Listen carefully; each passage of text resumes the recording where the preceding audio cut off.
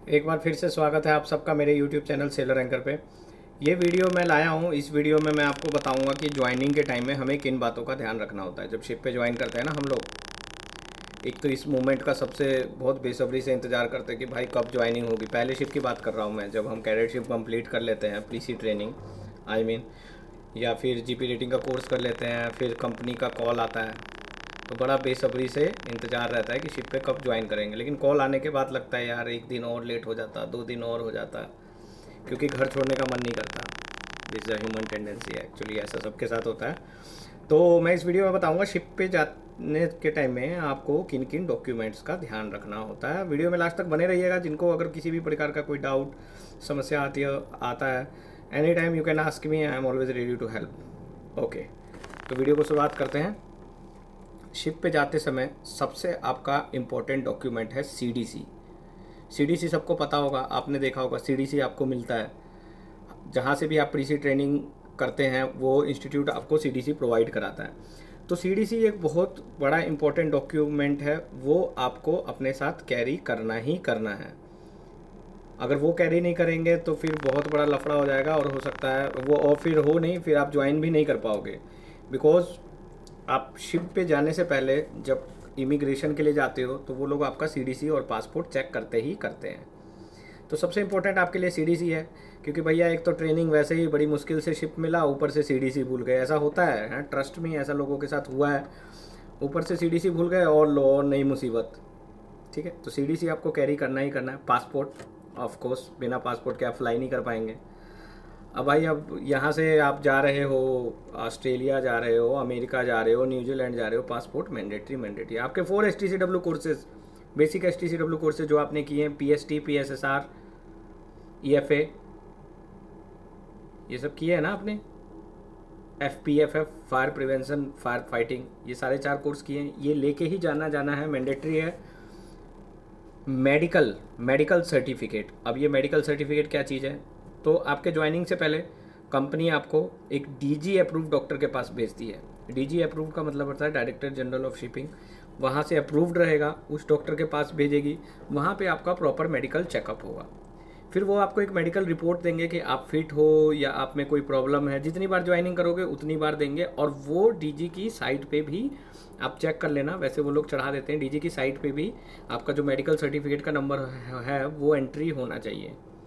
तो ये मैंडेटरी है, गलती से भी मत करना। उसके बाद एक साइन ऑन का डिटेल्स आता है ईमेल पे, वो कंपनी करती है साइन ऑन डिटेल। वो अपनी जो DG शिपिंग की जो साइट है उस पर आता है, SYS करके, देखा होगा आपने, वो मैंडेटरी है। खैर वो कंपनी की हेडेक है, पर आपको क्या क्या कैरी करना है इस वीडियो में मेनली मैं वो बता रहा हूँ। CDC, पासपोर्ट, इंडोस नंबर सबको मिलेगा। सबसे पहली चीज़ जो मिलती है शिपिंग में क्या है, वो इंडोस नंबर, क्योंकि बिना इंडोस नंबर के कुछ भी नहीं होगा। तो इंडोस नंबर, CDC, पासपोर्ट, 4 बेसिक STCW कोर्सेज, ये आपको कैरी करना ही करना है। अब एक और चीज़ आ गई है नई, SID कार्ड। SID कार्ड भी आपको कैरी करना ही करना है। बाकी कोई कभी कभी कंपनी क्या करती है, कभी पनामा CDC, आपकी ऑलरेडी इंडियन CDC है, फिर भी अगर आप मार्शल आइलैंड फ्लैग में जा रहे हो, फ्लैग का मतलब है उस कंट्री में जो शिप है, मतलब फ्लैग होता है ना, पोर्ट ऑफ रजिस्ट्री जहाँ की होती है। तो वहाँ का कई बार क्या होता है, जैसे पनामा की अलग से CDC वो कंपनी प्रोवाइड करती है, तो आपको टेंशन लेने की जरूरत नहीं है, वो सारा खर्चा कंपनी देती है अगर कोई एडिशनल CDC इशू करती है। या फिर आपकी सपोज डेट आप साइप्रस में जा रहे हो तो वहाँ की भी अलग CDC देती है, मार्शल आइलैंड की अलग CDC देती है। तो वो उस सब की आपको टेंशन लेने की जरूरत नहीं है, वो सारा कुछ कंपनी प्रोवाइड कराती है। तो ये सारे इंपॉर्टेंट डॉक्यूमेंट मैंने बताया है। मेडिकल सर्टिफिकेट लेना मत भूलना, वो भी बहुत ही ज़्यादा इम्पोर्टेंट है। तो ये सारे डॉक्यूमेंट आप नोट डाउन करके रख लेना, क्योंकि ये चाहिए ही चाहिए। आप एक बैग रखो, उसमें ये पक्का ले ही जाओ, क्योंकि इन सर्टिफिकेट के बिना आपका साइन ऑन हो ही नहीं पाएगा। Understood what I am trying to say? आपको चाहिए ही चाहिए, तो ये सारे डॉक्यूमेंट ले लेना। बाकी इसमें किसी तरीके की कोई डाउट आपको नहीं होगा, मेनली ये है। बाकी तो अदर सर्टिफिकेट इम्पोर्टेंट नहीं है, अदर उनके लिए है। ये मैं फर्स्ट टाइम वाले उनको बता रहा हूँ, जो फर्स्ट टाइम मतलब शिपिंग में ज्वाइन कर रहे हैं ना, उनके लिए है। अब ऑफ कोर्स जो ऑलरेडी शिपिंग में है उनके पास उन्होंने PSCR भी कर रखा है, या फिर कोई केमिकल टैंकर पे है तो उनका अलग से DC एंडोर्समेंट करा रखा है। GMDSS जो ऑफिसर्स हैं उनके लिए GMDSS, उनका GOC एंडोर्समेंट, फिर उसके अलावा आपके PSCR भी, एडवांस फायर फाइटिंग, तो ये तो उनके लिए हो गए। COC सर्टिफिकेट ऑफ कॉम्पिटेंसी, तो ये उनके लिए हो गए जो ऑलरेडी काफ़ी दिनों से है, तो उनको पता है मोस्टली प्रॉब्लम कहाँ किन को आती है। जो बेचारे फर्स्ट टाइम अपने GP रेटिंग या DNS कोर्स करके जाते हैं, BSc नॉटिकल साइंस करके या ETO का कोर्स करके जो नए नए शिप पे जाते हैं उनके लिए है। तो उनको ये डॉक्यूमेंट्स कैरी करना मैंडेटरी है।